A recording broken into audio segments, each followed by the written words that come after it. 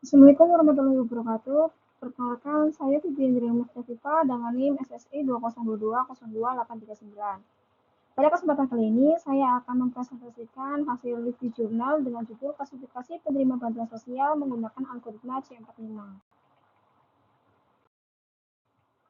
Jurnal dengan judul klasifikasi penerima bantuan sosial menggunakan algoritma C45 ini disusun oleh Agus Junyadi, Yunita Syarifah Agustiani, Cucu Ika Agustianingrum, dan Yosef Azul Arifin.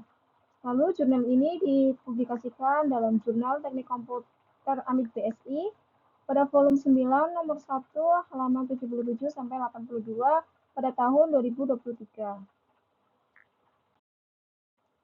Latar belakang. Pandemi COVID-19 menyebabkan ketidakstabilan ekonomi yang mendorong pemerintah menyalurkan bantuan sosial kepada masyarakat.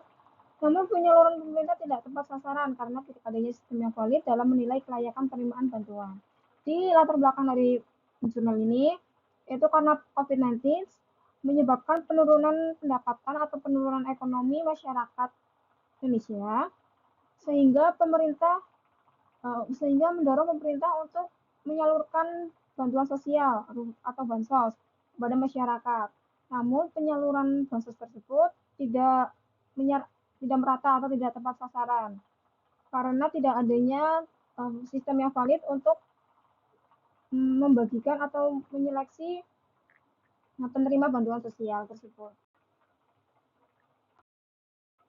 Rumusan masalah. Bagaimana penerapan algoritma C45 dapat membantu klasifikasi kelayakan penerima bantuan sosial agar lebih tepat sasaran? Jadi rumusan masalah dari jurnal ini yaitu bagaimana sih penerapan algoritma C45, apakah dapat membantu klasifikasi kelayakan penerima bantuan sosial atau tidak. Lalu ada tujuan penelitian.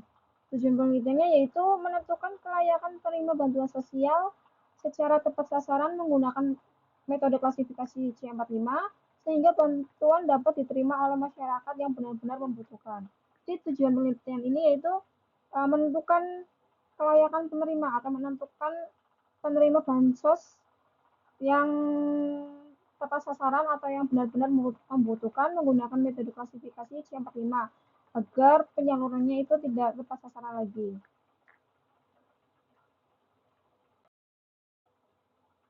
Lalu manfaat penelitian, yaitu memberikan solusi dalam pengambilan keputusan untuk seleksi penerima bantuan sosial secara adil dan objektif, serta meminimalisir kesalahan dalam pendistribusian bantuan.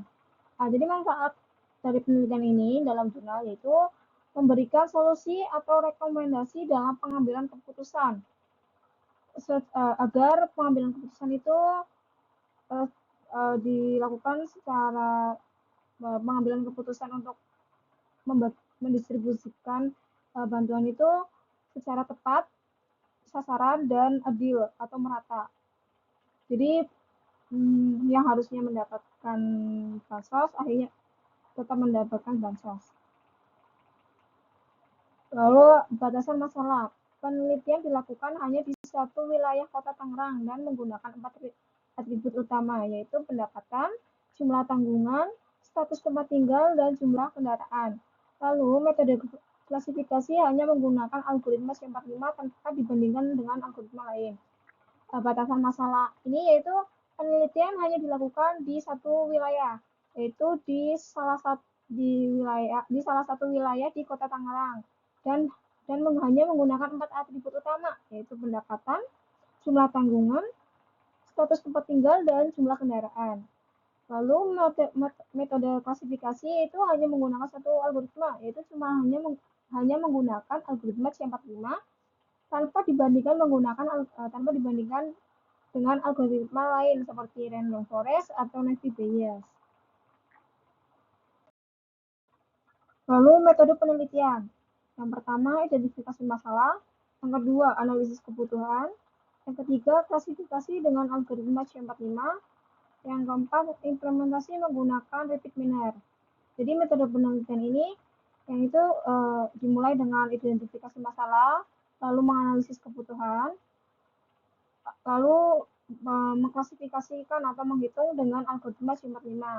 Perhitungan algoritma ini yaitu menggunakan perhitungan manual atau menggunakan Excel untuk perhitungannya. Lalu evaluasi dilakukan dengan menghitung entropi, gain, split info, dan gain rasio. Lalu mengimplementasikan menggunakan edit manner. Jadi kita dapat mengetahui apakah perhitungan manual atau perhitungan menggunakan Excel ini menghasilkan pohon keputusan yang sama dengan yang dihasilkan dari repeat manner atau tidak.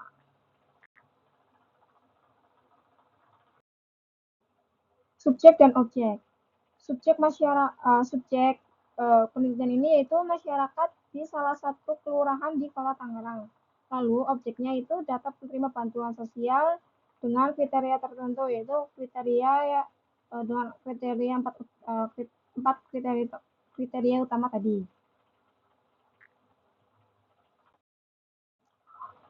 Hasil penelitian ini adalah chart atau hasil dari perbandingan gain ratio setiap atribut.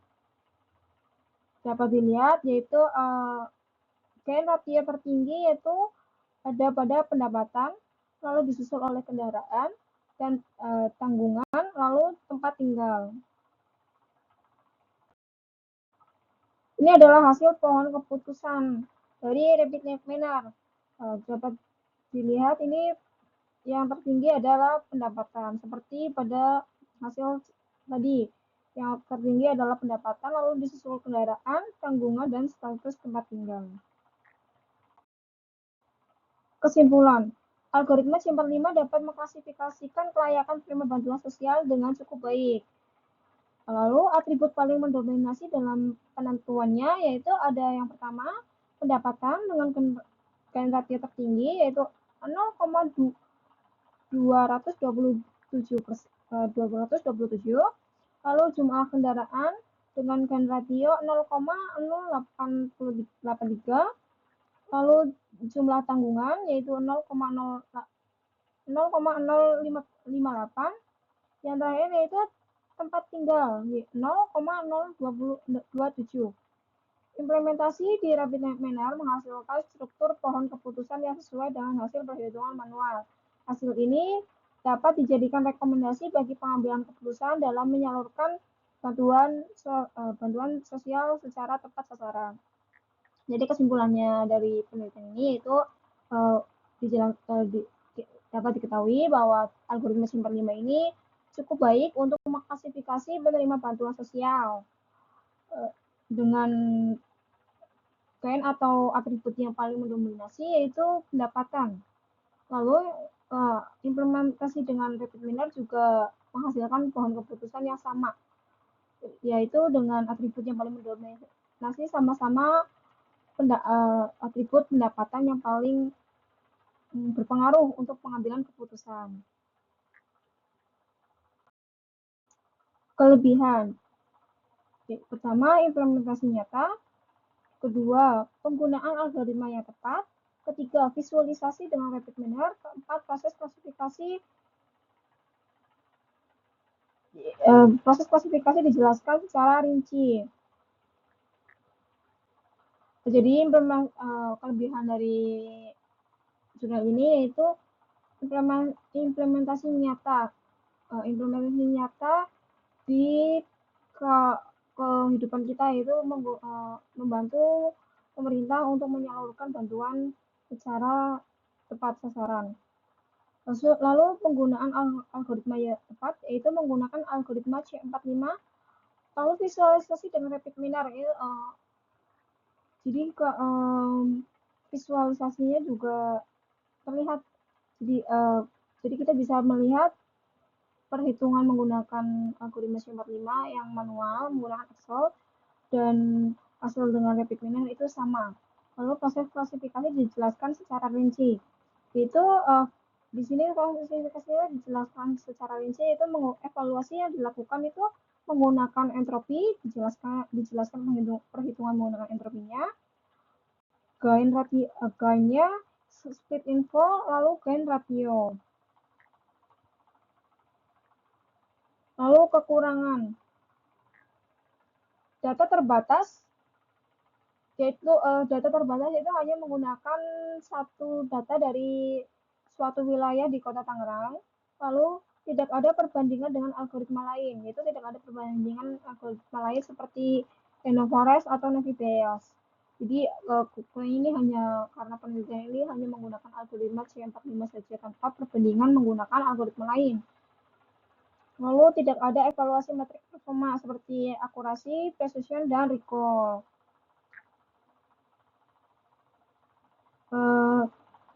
Kekurangan penelitian ini juga tidak dicantumkan matrik performanya seperti akurasi, precision atau recall-nya. Di penelitian ini hanya diperlihatkan atau dijelaskan perhitungan entropi, gain, split infonya, dan gain rasionya saja.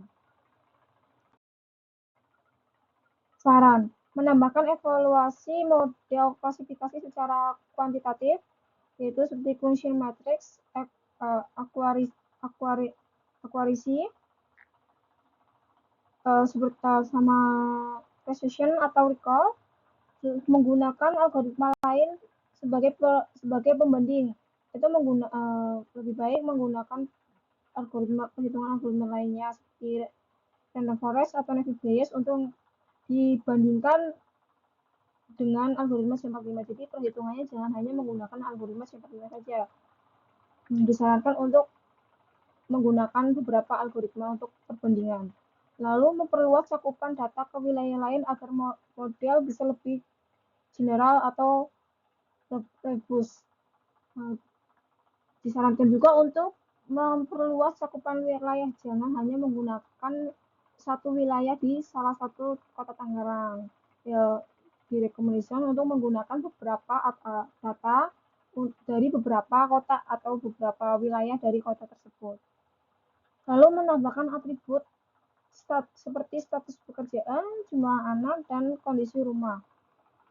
Jadi menurut saya juga perlu ditambahkan atribut lain seperti pekerjaan, jumlah anak, dan kondisi rumah agar kita dapat tahu lebih jelas seperti apa kondisi ekonominya agar penyalurannya itu lebih tepat sasaran lagi.